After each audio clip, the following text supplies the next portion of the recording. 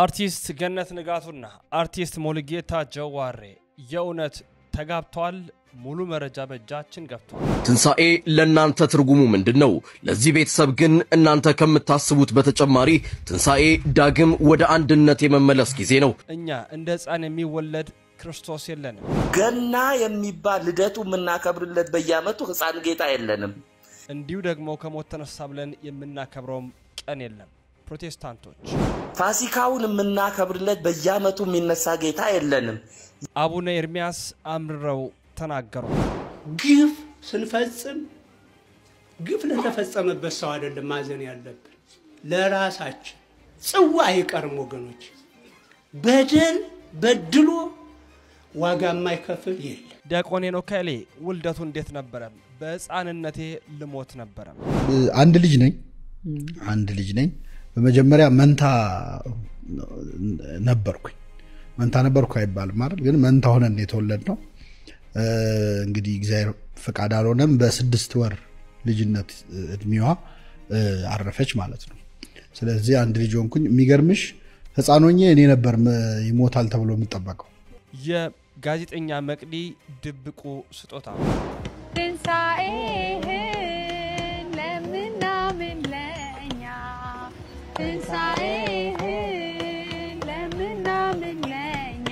በበዓለ ትንሣኤ ኢትዮጵያውያን በኮፕቲክ የቀደሱት ሥርዓተ ቅዳሴ በእጃችን ገብቷል። እምቅድመ ዓለም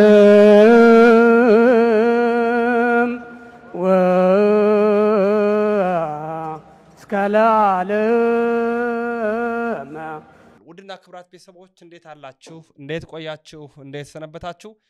ሰላም እግዚአብሔር ባላችሁበት ቦታ ሁሉ ይብዛ። ዛሬም በአዲስ የቪዲዮ መረጃ ማስረጃ ወደ እናንተ ብቅ ብያለሁ። ላይክ አድርጉ፣ ሼር አድርጉ፣ ሐሳብና አስተያየቶቻችሁን ስጡ። እንደምናስተውሰው ሰሞኑን ሕማማት ላይ ብዙ ቪዲዮችን ወይም ሪአክት አድርገን ወደ እናንተ አላጋራንም። ስለዚህ እናንተ ደግሞ በአዲስ መልካውን የመጣንበትን መንገድ በመደገፍ ላይክ እና ሼር በማድረግ ትብብራችሁን በማሳየት ከጎናችን ልትቆሙ ይገባል። ወደ መረጃችን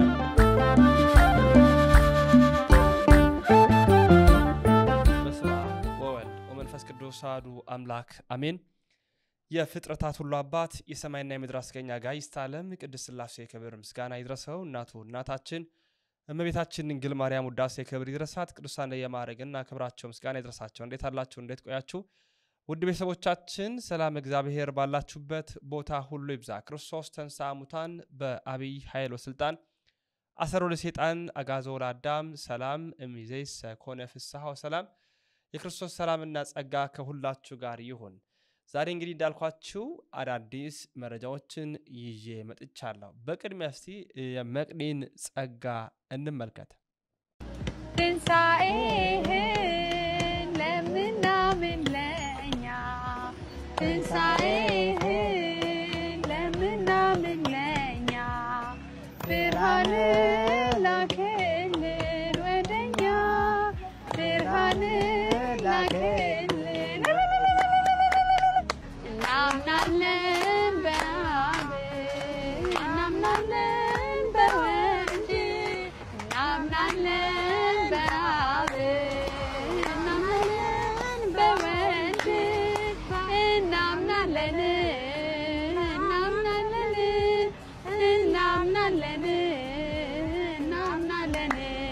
እናምናለን በመንፈስ ቅዱስ እናመስግን አጨብጭባ እናመስግነው እግዚአብሔር ምስጉን ነው የተመሰገነ ምስጉን ነው እልላይሉ። እንግዲህ መቅዲ በአስቀደመው በኢቢኤስ አሁን ደግሞ በአባይ ቲቪ በመታቀርባቸው ዝግጅቶች እናውቃታለን። እጅግ የምትወደድ በርካቶችም የሚወዷት የሚያከብሯት አዘጋጅ ናት። እንግዲህ አሁን ደግሞ እንዲህ ወረድ ብላ ባሉበት የተለያዩ ሰዎች በሚሰሩበት ቦታ ላይ ሄዳ የትንሣኤውን ነገር ደስ በሚያሰኝ ሁኔታ በዝማሬም ስትዘምር ነበረ ቪዲዮ የተቀረጸው። ደስ ያሰኛል። ያ ነገሮችን ልናበረታታ ይገባል። ሁሉም ሰው በስራ መስኩ ላይ ባለበት ሃይማኖታዊ ነገሩን ቢያንጸባርቅ የተሻለ ነው ብለን እናምናለንና መቅዲ በዚህ አጋጣሚ እጅግ አድርገን እናመሰግናለን ለማለት ወዳለኝ። ዲያቆን ሄኖክ ኃይሌ ውልደቱ እድገቱ እንዴት ነበር? መንታ ነበርን እና እኔ ትሞታለህ ተብዬ እጠበቅ ነበር። በጣም እታመም ነበር። ከኔ ጋር አብራ መንታ ሆና የተወለደችው በ6ኛ ወሯ አርፋለች። እሷ ደግሞ ጤነኛ ነበረች። የእግዚአብሔር ነገር አይነገርም ይለናል። እስቲ እንካተል። አንድ ልጅ ነኝ በመጀመሪያ መንታ ነበርኩ አይባልም ማለት ግን መንታ ሆነን የተወለድነው እንግዲህ እግዚአብሔር ፈቃድ አልሆነም በ6 ወር ልጅነት እድሜዋ አረፈች ማለት ነው። ስለዚህ አንድ ልጅ ሆንኩኝ። የሚገርምሽ ህፃን ሆኜ እኔ ነበር ይሞታል ተብሎ የምጠበቀው። በጣም ታማሚ ህፃን ነበርኩኝ። እሷ ደግሞ በጣም ጤነኛ ነበረች። እንግዲህ የሷ ወደኔ ዞረ ማለት ነው። የእግዚአብሔር ፈቃድ ሆኖ ከዛ ውጪ ያው አንድ ልጅ ሆኜ ነው ያደግኩት። አስተዳደግስ እንደው ምን አይነት አስተዳደግ ነው የነበረ? በእንክብካቤ እንደንቁላል እየታየ ነው ይመስለኛል። አሁን አንድ ልጅ ከሆንክ አንድ ልጅ ያው ምንድነው የከተማ ልጆች አንድ ልጅና አንድ ጎል አያስተማምንም ይላሉ።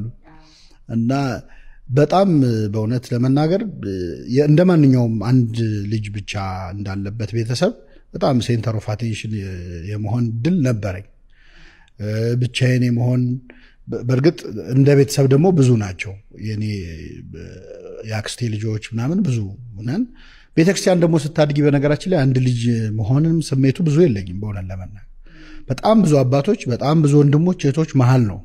በተለይ በሰንበት ትምህርት ቤት በቤተክርስቲያን ስታድጊ የቤተሰብ ያህል ፍቅር መተሳሰብ ያለበት ስለሆነ ብዙም እንደዛ ተሰምቶኝ አያውቅም። ግን ራሴን ቆይቼ ዳያግኖስ ሳረግ አንድ ልጅ ጸባዮች አሉብኝ። አሁን አንዳንድ ቃዎች አሁን አክቲቭሊ ለማስተካከል ሞክሬያለሁ። ይገርምሽ አክቲቭሊ እንጂ ያው ብቻ የመሆን ረጅም ሰዓት ብቻሽን የማሳለፍ ትንሾኛው እንግዳ ሲመጣ ይጨንቀኝ ነበር። መቼ እንደሚሄድ ሁሉ ጠይቃለሁ።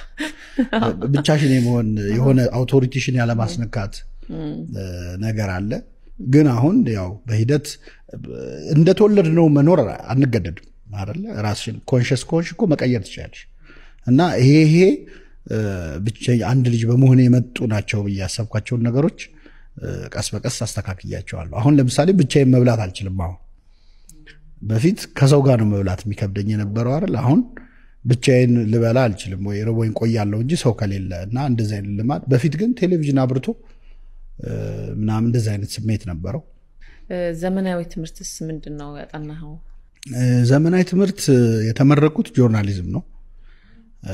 ፕሪንትና ዌብ ጆርናሊዝም እዚሁ አዲስ አበባ ዩኒቨርሲቲ ነው የተማርኩት። ከዛ በፊት 1-4-5 ትምህርቶች ሞካክሬ ተውኳቸው አሉ።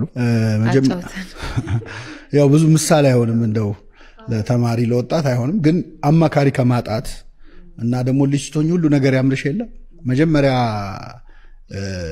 ዩኒቨርሲቲ የተመደብኩት ክፍለ ሀገር ነበር ላለመሄድ። ቅድስት ማርያም ኮሌጅ ገባው። ቅድስት ማርያም ኮሌጅ እየተማርኩኝ ማኔጅመንት ነበር የምማረው። ከዛ መሃል ላይ ቢዝነስ ኮሜርሻል ሎ ወይ ቢዝነስ ሎ የሚባል ኮርስ ነበር እና እሱ ኮርስ ላይ በጣም አክቲቭ ስሆን አስተማሪው አንተ ብትማር በጣም ጥሩ ነው አለኝ። በማግስቱ አልሄድኩም እንዴ ህግ ገባው ትቼው ማለት ነው። ኮሌጅ ህግ በእንትን ፕራይቬት ይሰጥ ነበር። ህጉን እየተማርኩ የአንድ አመት ደግሞ የቲያትር ትሬኒንግ ነበር። እሱን መማር ጀመርኩ። ከዛ ቲያትር አስተማሪ ለምን በአዲስ አበባ ዩኒቨርሲቲ አትማሩም አለችኝ። ለሱ አፕላይ አደረኩ። ዲያቆን ሄኖክ ኃይሌ እንግዲህ የነበረውን የተወሰነ ያለ የህይወት ልምዱን ነው ወይ ደግሞ እንዴት እንደተወለደ እንዴት እንደነበረ ነው ያካፈለን። ሙሉ በሙሉ እንግዲህ ገብታችሁ እንድታደምጡ ጋብዛችኋለሁ በአምነሰት ፖድካስት ላይ ማለት ነው። ብፁዕነታቸው ብፁዕ አቡነ ኤርሚያስ የሰሜን ወሎ ሀገረ ስብከት ሊቀ ጳጳስ ናቸው። እንዲህ ሲሉ አምርረው ተናገሩ። ግፍ ስንፈጽም ግፍ ለተፈጸመበት ሰው አይደለም ማዘን ያለብን፣ ለራሳችን ጽዋ አይቀርም ወገኖች። በደል በድሎ ዋጋ የማይከፍል የለም። ስለዚህ በጎረቤታችሁ ጊዜ በጣለው ሰው ላይ ግፍ አትፈጽሙ፣ አይቀርም። አሁን ያንን ነው ያሳየን ኢየሱስ ክርስቶስ። ለኔ አታልቅሱ እንዲህ አይነት ዘመን ይመጣል።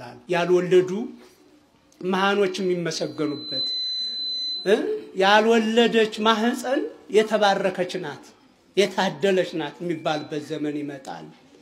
ለኔ ሳይሆን ለእናንተ አልቅሱ ቆነጃጅቱ አላቸው።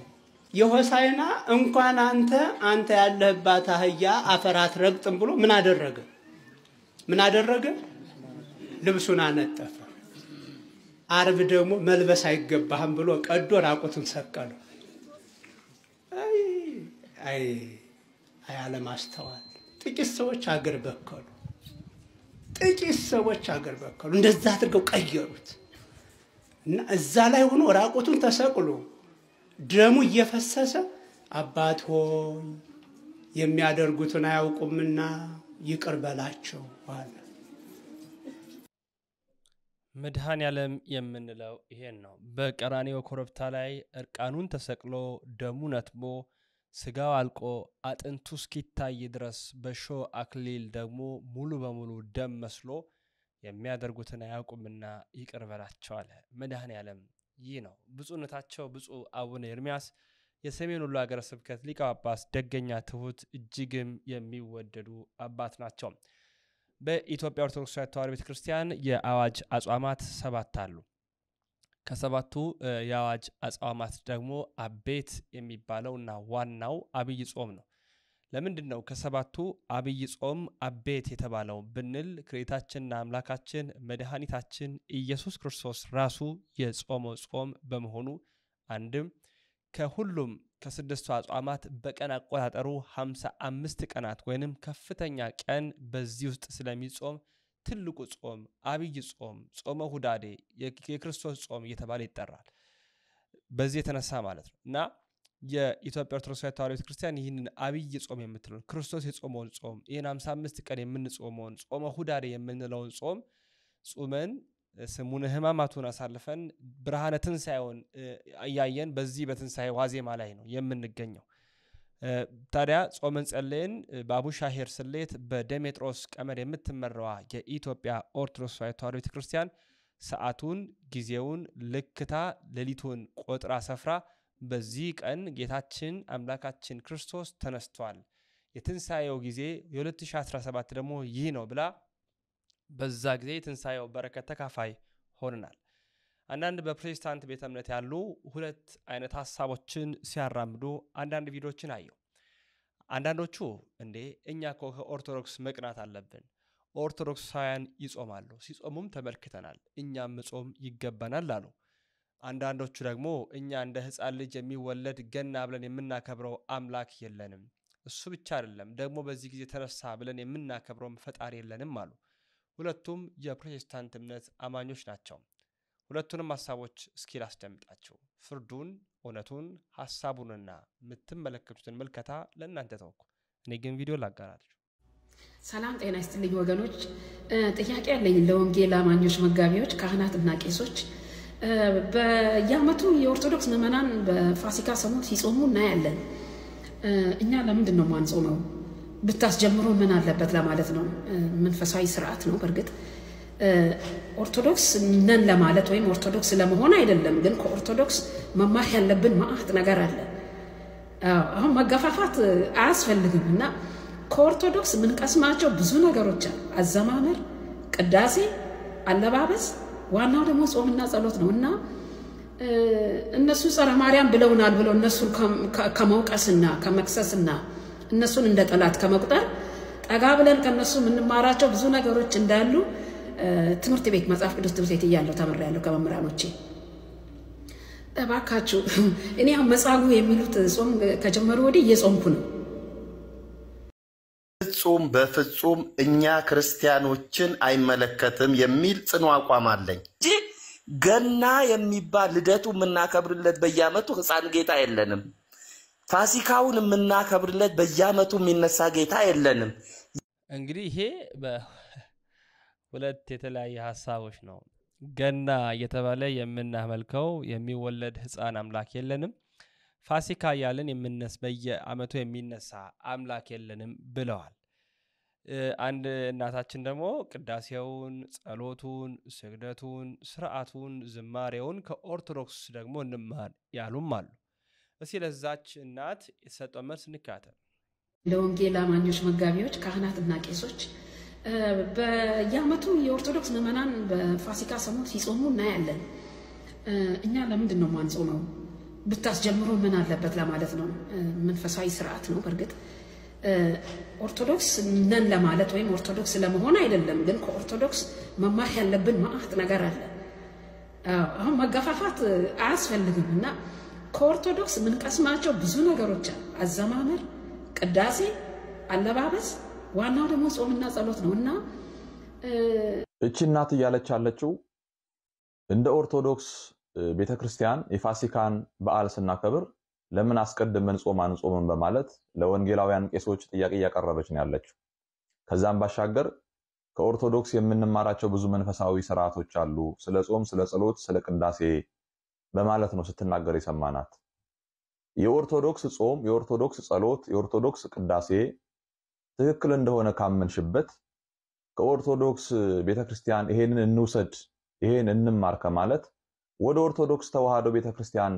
እንመለስ ማለት አይሻልም ወይ ደግሞ የኦርቶዶክስን ሥርዓት ቅዳሴዋን ወስዶ በሌላ ቦታ መቀደስ አይቻልም ቅዳሴዋ የኦርቶዶክስ ተዋህዶ ቤተክርስቲያን ብቻ ስለሆነ አይደለም ቅዳሴዋን ከዚህ በኋላ ነዋያተ ቅድሳቷን መቋሚያዋን ጽናጽሏን ከበሮዋን መጠቀም አይቻልም የኦርቶዶክስ ተዋህዶ ቤተክርስቲያን ስለሆነ ከዚህ ሁሉ ግን የኦርቶዶክስ ተዋህዶ ቤተክርስቲያን ሥርዓቷ እምነቷ ዶግማዋ ቀኖናዋ ትውፊቷ ትክክል እንደሆነ ካመናችሁ እንውሰድ እንዲህ እናድርግ ማለት አምናችሁ ወደ ቅድስት ቤተክርስቲያን ተመለሱ እንግዲህ ደስ የሚል መልስ ነው ወንድማችን የሰጠው ቤተክርስቲያን ትክክል ናት ኦርቶዶክስ እውነት ናት ሥርዓቷ ዝማሬዋ ቅዳሴዋ አገልግሎቷ እያንዳንዷ ነገር የቤተክርስቲያን ለዛዋ ደስ ያሰኘናል ይሉና ኦርቶዶክስ እንሁን ከማለት ይልቅ የኦርቶዶክስን እንውሰድ ወደ ማለት ይቀናቸዋል ብዙዎቹ ማለት እና በጣም የተሳሳተ አስተሳሰብ ነው የመጀመሪያ አይቻልም ነው ምንም አይነት የቤተክርስቲያንን የኦርቶዶክስ ቤተክርስቲያንን ነገር ወደ ሌላ ቤተ እምነት መውሰድ አይቻልም እንኳን ቅዳሴዋን ሌላ ነገር ዝማሬዋን ይቀርና ነዋይ ተቀድሳታን እንኳን መውሰድ እንደማይቻል ከሰሞኑ የወጣውን ህግ ተመልክተናል ቤተክርስቲያን የራሷ መስመር የራሷ ህግ የራሷ ትውፊት ራሷ የምትመራበት ሥርዓት አለ ይህ የቤተክርስቲያን ነገር የሚያስቀናችሁ ከሆነ ኦርቶዶክስ መሆን ትክክለኛ እንደሆነ ውስጣችሁ የሚነግራችሁ ከሆነ እንዳትመለሱ አዚም ያደረገባችሁ ማን ነው እንዳትመጡ ያደረጋችሁ ማን ነው የቤተክርስቲያንን እንውሰድ ከማለት ወደ ቤተክርስቲያን እንቀላቀል ወደዚህች ደስ ወደ የምታሰኘዋ ህብረት እንሁን ለምን አትሉም የነፍስ ጥያቄ ነው ምናልባት በስጋ ጥያቄ ቢሆን በስጋ ነገር ልንመልስ እንችላለን የነፍስን ጥያቄና የህሊናን ጥያቄ ግን በምን ምን አንመልሰው ማንንም ማን ቢናገር ማንንም ማን ቢሰብክ ማንንም ማን ቢያስተምር እውነት ናት እውነት አትገፋ ልቦናችሁ የሚያቅ ወንድሞች እህቶች በፕሮቴስታንት ቤተ እምነት በሌሎች ቤተ እምነት ያላችሁ ነፍሳችሁን አድኑ የመዳን ቀን ዛሬ ከራሳችሁ ጋር አሁን ያነሳችሁ ሐሳብ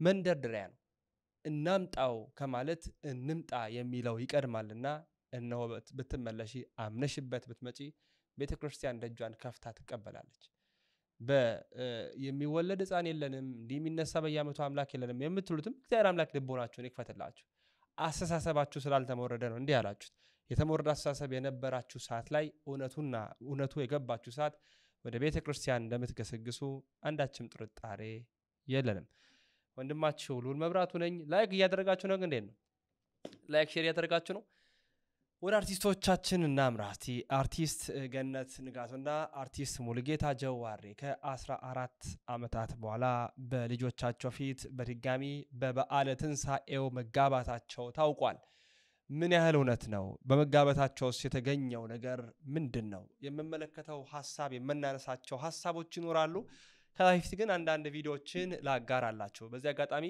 እጅግ ደስ የሚያሰኝ የሚያስቀናም ነገር ነው የተመለከቱት እሱን ሐሳቡን አነሳላችኋለሁ የተወሰኑትን ቪዲዮዎች ግን አጋርቻችሁ ልመለስ እጅግ ያልተጠበቀ ሰበር መረጃም አርቲስት ገነት ንጋቱና አርቲስት ሙሉጌታ ጀዋሬም በልጆቻቸው ፊት ከ14 ዓመት በኋላ በድጋሚ ትዳር መፈጸማቸው ተሰምቷል እጅግ በርካቶችን ማስገርሟል ደስ አሰኝቷል ትዳራችሁን ይባርክላችሁ እንኳን ደስ ያላችሁ ትንሣኤ ለእናንተ ትርጉሙ ምንድነው? ለዚህ ቤተሰብ ግን እናንተ ከምታስቡት በተጨማሪ ትንሣኤ ዳግም ወደ አንድነት የመመለስ ጊዜ ነው። ከ14 ዓመት መለያየት በኋላ አርቲስት ገነት ንጋቱና አርቲስት ሙሉጌታ ጀዋሬ ዛሬ በልጆቻቸው በጓደኞቻቸውና በዘመድ አዝማድ ፊት ድጋሚ ተሞሽረዋል። ሁለቱም በማልቀስ ደስታቸውን የገለጹ ሲሆን ሁሉም ነገር ለፈጣሪ ሰተን ድጋሚ ትዳርን አንድ ብለን ጀምረናል ያሉት ጥንዶች መልካም ምኞታችሁን ተመኙልን ብለዋል። ብዙ ኢትዮጵያውያን ሲፈልጉ የነበረው አንድነት አሁን እውን ሆኗል። እነሱን የሰማ እናንተንም ከመለያየት ይመልሳችሁ። መልካም በዓል። እኔ ብዙ መናገር አልፈልግም። እኔ ከምናገረው ነገር በላይ እኔ ያዘጋጀሁት አንድ ስጦታ አለና እሱ ብዙ ነገር ይናገራል ብዬ አስባለሁ እና እሱን እንድሰጥ ይፈቀድልኝ።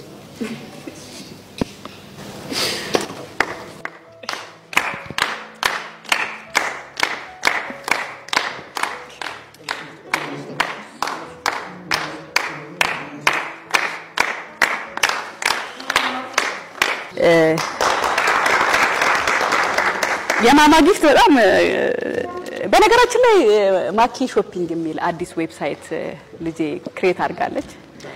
እንድታውቁት ዌብሳይት ነው።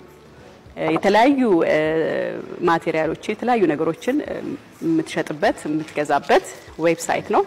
በቅርቡ አናውንስ እናደርገዋለን ኦፊሻሊ። በኢንስታግራም ከብዙ ሰዎች ጋር የተገናኘች የተለያየ ነገር ትሰራ ነበረ። በጣም ጎበዝ ነች ማማ። እንደ እድሜዋ አይደለም ከእድሜዋ በላይ ህይወትን ኑሮን ለማሸነፍ ህይወትን ለማግኘት መንገዶችን ለማግኘት የምትጥር ሰው ነች። ይገርመኛል። በቃ ተላቃለች ከኛ። እሷ ብቻ ሳትሆን ቅዱስም እየተላቀቀ ነውና ራሳችሁን ችላችሁ ስለምትቆሙ ስለምታስቡ ለመቆም ስለምትጨረጨሩ እጅግ በጣም አም ፕራውድ ኦፍ ዩ። በጣም ነው መኮራባችሁ ልጆቼ። እጅግ በጣም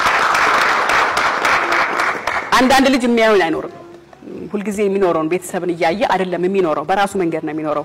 እናንተ ደግሞ እኛን እያያችሁ ስለምትኖሩ እኛን ስለምትከተሉ የኛን አርአያ ስለምትከተሉ በተለይ ከስራ ጋር በተያያዘ እጅግ በጣም ነው ኩራት የሚሰማኝ። እኔ ቀና ብዬ ነው የሚሄደው የትም ቦታ።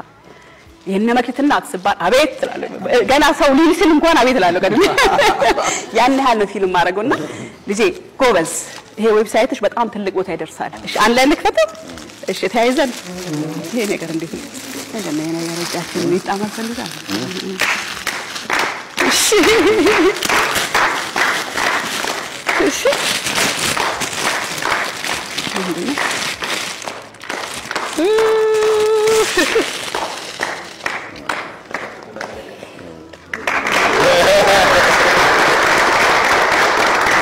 ሁሉም በእግዚአብሔር ፈቃድ እንደሆነ የሚያሳይ በጣም ተጨንቀሻል። እናመሰግናለን። በጣም እግዚአብሔር ስራ እንደሆነ የሚያሳይን ሁሉም ሰው በጣም ደስ የሚል ስጦታ ነው። እንግዲህ እዚህ ጋር ምንድነው በጣም ውስጤን ቅናት ያሳደረብኝ 14 ዓመት ቀላል አይደለም። ነገሩ ምን ያህል ከባድ እንደሆነ ማሳያ ነው። ግን ምንም ቢሆን የአመታቱ መንጎድ ወይም መቆጠር የዘመናቱ መለዋወጥ በሁለቱ መካከል ያለውን መለያየት አጥፍቶ አሁን አንድነታቸውን መልሷል። በልጆቻቸው አማካኝነት ማለት ነው። ልጆቻቸው የበሰሉ ያስተዋሉ ስለሆኑ ነው። ብዙዎቻችሁ ትዳር የመሰረታችሁ ፍሬ ያፈራችሁ ልጆች ያላችሁ ወደ እርቅ ለመምጣት ወደ አንድነት ለመምጣት ያ ጥላችሁን አራክፋችሁ ቢያንስ ለልጆቻችሁ ለመኖር የወሰናችሁ ምን ያህሎቻችሁ ናችሁ? እንግዲህ እነዚህ ወልደዋል፣ ከብደዋል፣ ልጅ አፍርተዋል። መለያየታቸው ምን አይነት ጉዳት እንደነበረው ከልጆቻቸው አንደበት ከሚያሳዩት ስሜት መረዳት ይቻላል።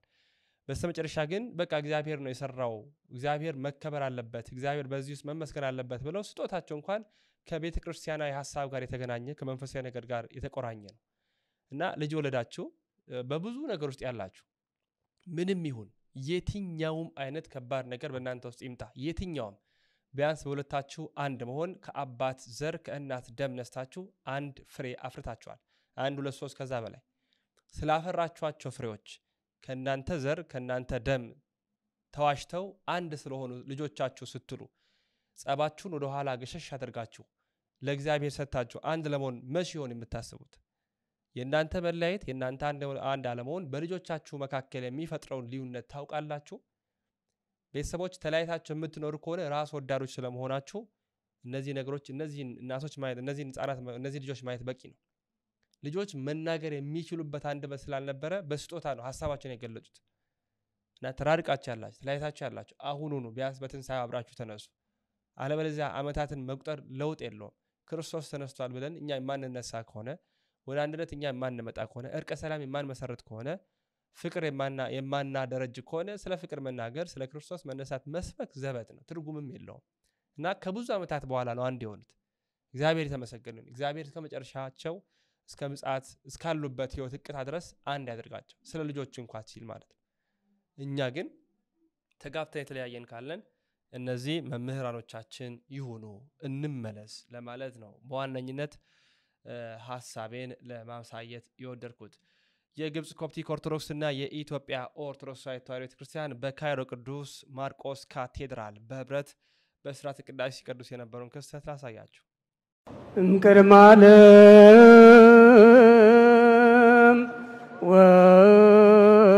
ወእስከ ለዓለም ሃሎ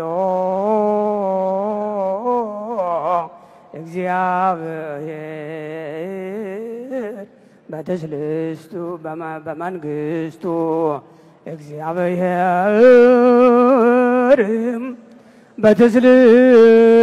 በተስልስቱ እግዚአብሔር በመለኮቱ ተብጽዋነ ወቅዱሳን ርዕሰ ሊቃነ ጳጳሳት አባ ቴዎድሮስ ወአባ ማትያስ ወብፁዓን ርዕሳነ ሊቃነ ጳጳሳት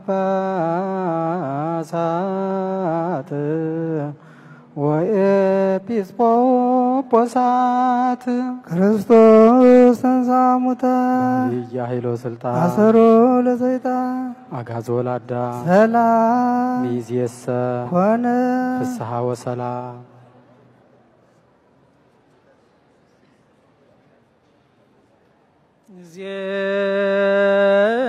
ዜኑ ሞተከ እግዚኦ ወትንሣኤከ ቅድስተ አምን ዕርገተከ ወዳግመ ምጽአተከ ንሴብሐከ ወነታመነከ ንስእለከ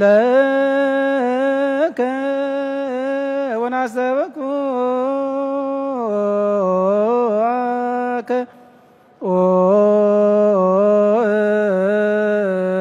እግዚእነ ወአምላክነ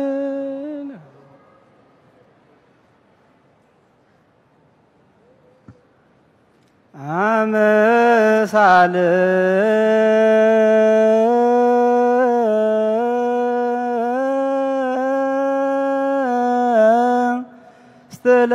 ስትለት ታንስ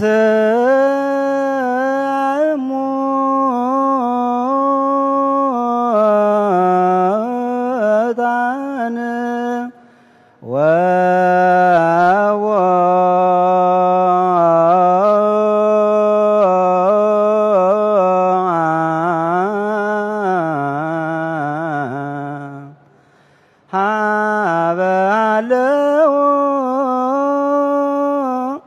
አርዳየዎ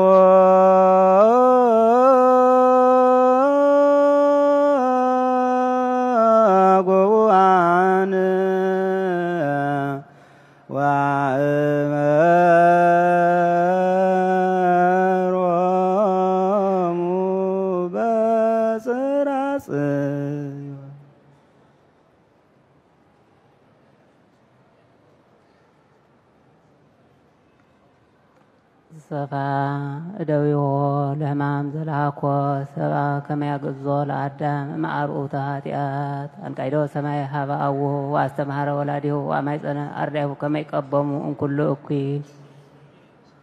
ውድና ክብራት ቤተሰቦቻችን የዛሬ የቪዲዮ መረጃ ማስረጃዎቻችን ይህን ይመስላሉ። መረጃው ለመላው ዓለም እንዲዳረስ ላይክ እና ሼር ማድረጋችሁ እንዳይዘነጋ። 100,000 እንድረስ የቀረን ጥቂት ነው። ላይክ እያደረጋችሁ ነው። ሰብስክራይብስ እንዴት ነው እያደረጋችሁ ነው?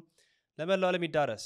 ያሮስ እንግዲህ በቀን 2 ጊዜ ማለዳ 1 ሰዓት ከ40 እንዲሁም ምሽት 1 ሰዓት ላይ በየቀኑ አዳዲስ መረጃዎችን ከማስረጃ ጭምር እያቀረብኩላችሁ እገኛለሁ። በያሮስ ዕለት ደግሞ አንዲት ርዕሰ ጉዳይ ብቻ ይዘን ሰፋፊ መረጃዎችን ያቀረብን እንገኛለን። ያንንም ላይክ አድርጎ ተሰነባበትን። ክብር ምስጋና ይሁን ለአብ፣ ክብር ምስጋና ይሁን ለወልድ፣ ክብር ምስጋና ይሁን ለመንፈስ ቅዱስ አንድ አምላክ አሜን።